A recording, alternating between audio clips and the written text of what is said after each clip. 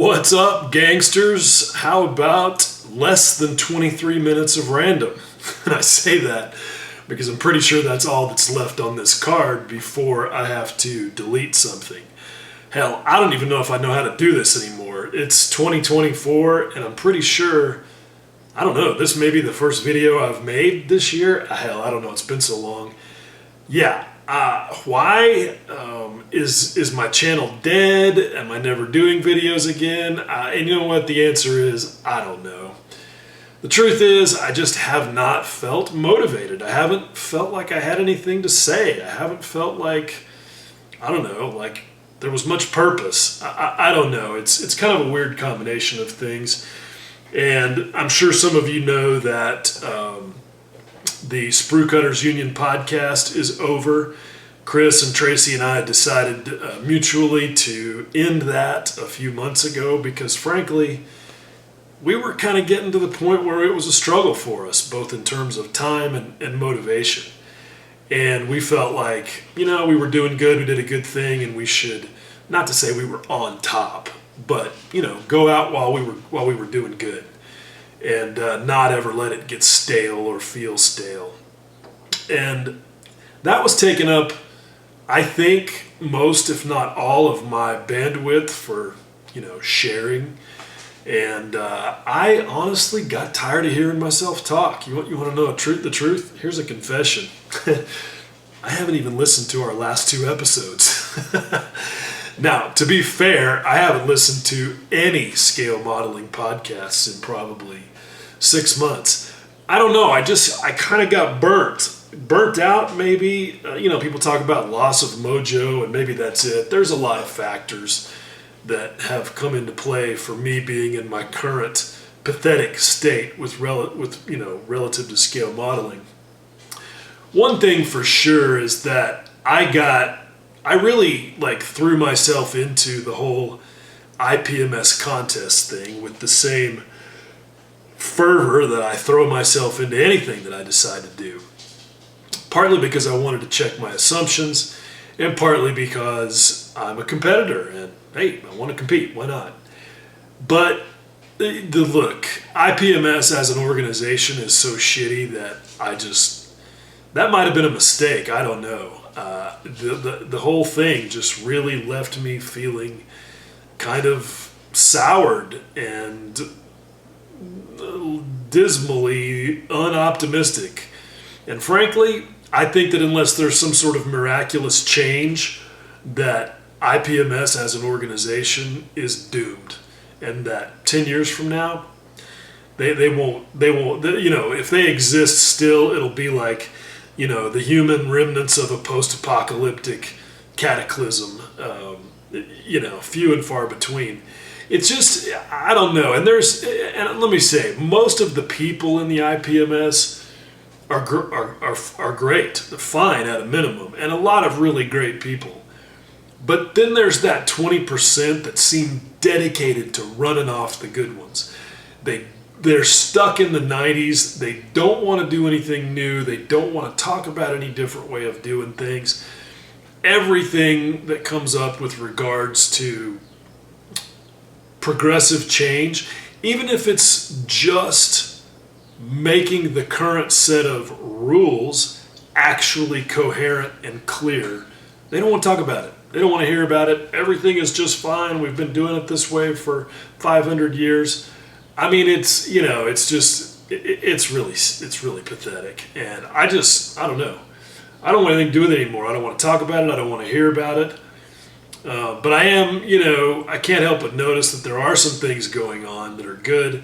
Like this past weekend, Scott Gentry of, Honcho of the Plastic Posse podcast, and some other progressive guys put on the first of what will hopefully be annual Rocky Mountain Hobby Expo, where they basically are looking to turn everything about IPMS contests on its head. And from the look of, things that have been published already by like Matt, Duke's Models, it sounds like it was a resounding success. So that's good.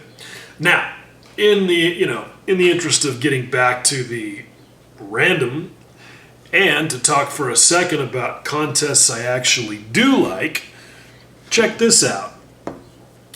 This showed up in the mail a few days ago. Yes, that's right. It does say 2022, but look, it's the Meng contest. So if you're not familiar, they run this off of they run this off of their Facebook page, although they have information about it on their website. But the Facebook page I think is great because personally I think any competition that purports to be taken seriously should be very visible and easily accessible both to competitors and observers. And Meng is doing a great thing with that. But their contest is basically on the Facebook page. It's a popularity vote, and they run it each month, and then they have the overall year thing. And in 2022, I won both the month and the year overall for aircraft with my future roached Hornet. And it was great because not only is it, judged by the viewing public, but they also have a panel of vetted judges. You don't really know how that part of it works. Like, they don't tell you what the criteria are or how they're going to be judged, but you know who the judges are. Like, you had people like Shuichi Hayashi and David Parker, who obviously are both world-class scale modelers. So it's not just the popularity part, it's also, you're getting reviewed by peers who are obviously at the top of the game. So that's really cool, and it felt really good. Plus, it pays money. Like, I won like $200 for the monthly and $1,000 for the winning the whole year. And let me tell you something.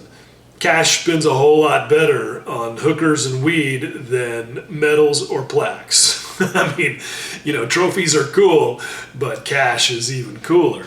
And they paid promptly without any having to, wonder if it was ever going to show up. And I was like, cool with that. Hey, that's enough. So I was really surprised when they reached out about a month ago and said, hey, we want to send you a plaque or an award. They didn't even tell me what it was. And then this showed up. And so I just wanted to throw them a shout out because I think that they're doing a great thing. They, kind of get the whole guerrilla marketing, engagement with the marketplace thing, which is really cool to see. And they did it right. I mean, they really did it right. And so I kind of feel like, look, if you're going to build a Meng kit, and they have a lot of really good ones, the Hornet was a good kit. It wasn't, Tamiya level great. It wasn't a 10 out of 10, but it was still really good. If you're going to build a Meng kit, might as well, enter the thing and see how you do. You never know. So anyway, that was really cool. Enough of that. Let's actually take a look at some stuff because I do actually now have some things going on at my workbench. Okay, so in terms of actual sort of model making, one thing that I've been doing is I bought this bust from Big Child Creatives when they did a Christmas special that came with not only this bust, which is called the Ava bust, but it included this Da Vinci #2 brush. And I've never used one of these before, but I like it. It's a good brush. I don't know where this thing fits into their product line, but it's good. I like it. Could easily recommend. And it came with some inks because this is what she's ultimately supposed to look like. This is from an artist who's over on ArtStation, and it got turned into physical sculpture. And this is what she's supposed to look like. This is what is painted up by the artist who works for Big Child called Sergio Vilches. And so because of the fluorescent colors, they also included some fluorescent inks, 3 of them. There's this peach orange color, there's a fluorescent green, and a fluorescent magenta. But the real reason that I bought it was because, and look, Big Child Creatives, these guys are awesome. They do everything right. The packaging, the marketing, all of it. But what really got me to hit the purchase button was the fact that you get a link to a tutorial video. They email it to you. And so you can watch Sergio go through the process of painting the thing. And basically my goal is to not try to do anything of my own, but to paint it exactly as it appears on the box art, if possible. And I don't know that that's going to be possible. Probably not, probably not going to be good enough to do that, but it's an exercise, and I just thought it was really cool. So I've been working on that. I've been just blocking in the colors, and I'm at the point now where I have everything but her skin blocked in. And so the next thing I'm going to do is give this thing a coating of clear flat lacquer like MRP Super Clear Matte, so that all this stuff is protected, and then I can work on the skin independently without, worrying about coloring outside the lines. So there's that. But by far, most of my time over the last 6 months has been occupied with the hashtag Real Tiger project, where I've been dedicated to designing the front end of the tractor and the engine. The frame and so forth was already done, but the engine was not. And so it's been all about designing it and then printing it and putting it together and checking my fits and my engineering strategies to see, how it's all going. And yeah, it's been pretty intense. I foolishly thought that a Cummins 903 V8 diesel from the 1960s would be easier than something like an R2800. Radial engines are pretty complex in terms of shape, but, everything gets repeated like 18 times. And yeah, this thing has been intense, and it has involved a lot of printing. But it's been good because I kind of decided that one thing I was going to do was just sort of like set aside my own personal rules for what is printable and therefore should be included in the design, and just go for it. And so, I'm doing everything because here's also the thing. This may eventually be for sale. There may eventually be printed instructions or screenshots, and I want it to look cool.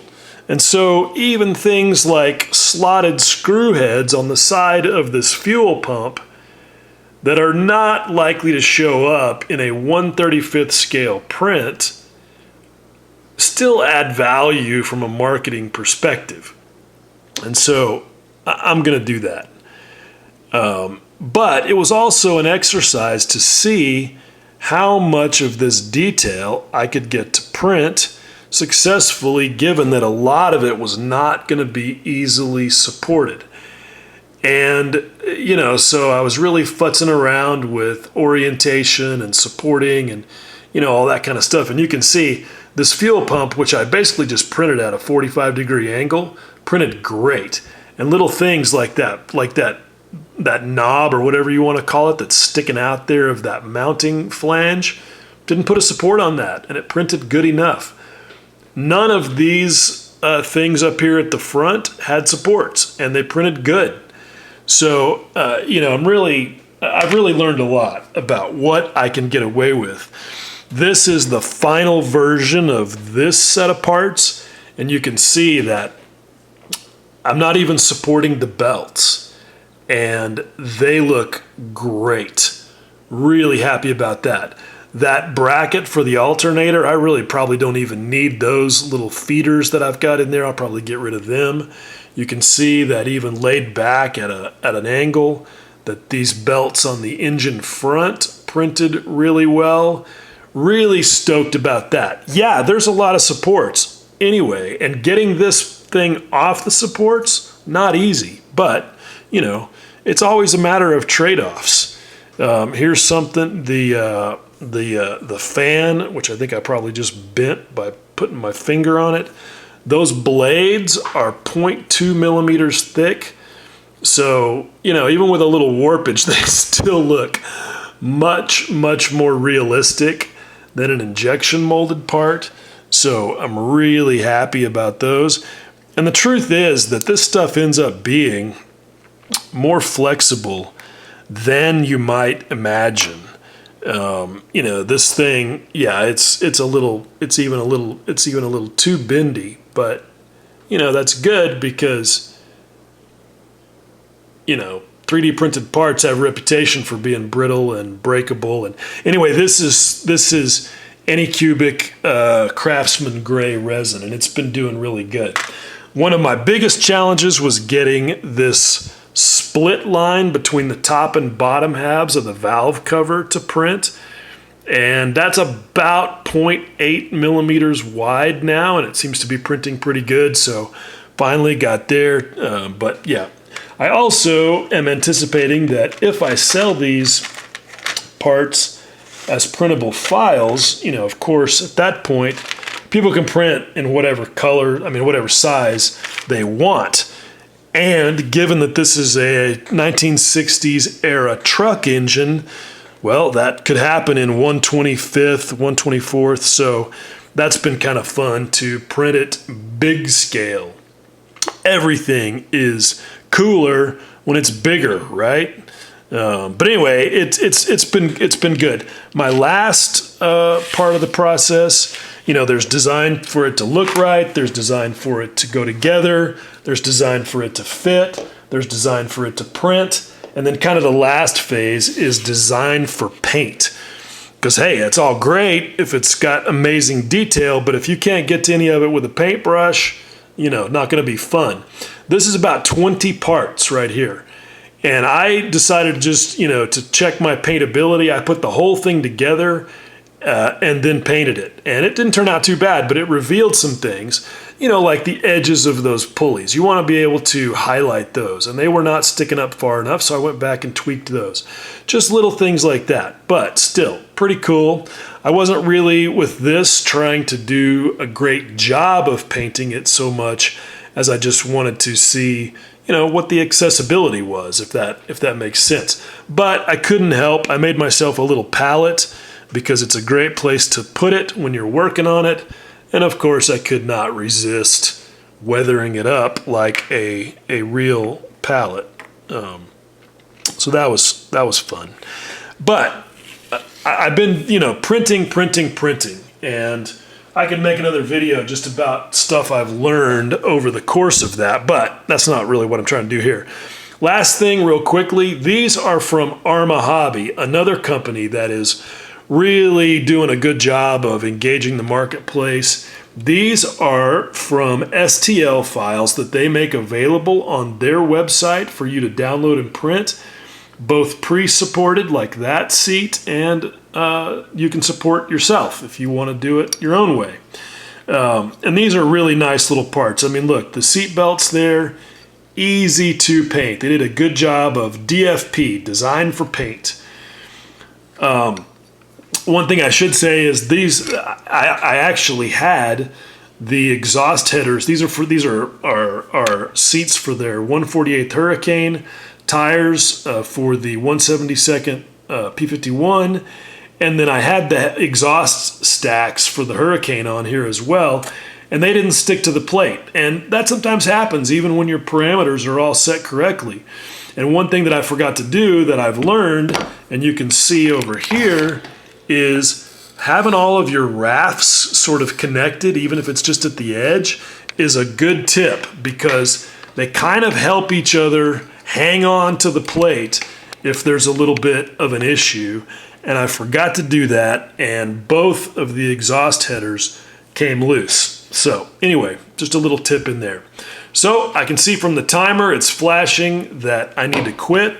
That's 21 minutes of random. I hope it was, entertaining and informative. That's it. Bye.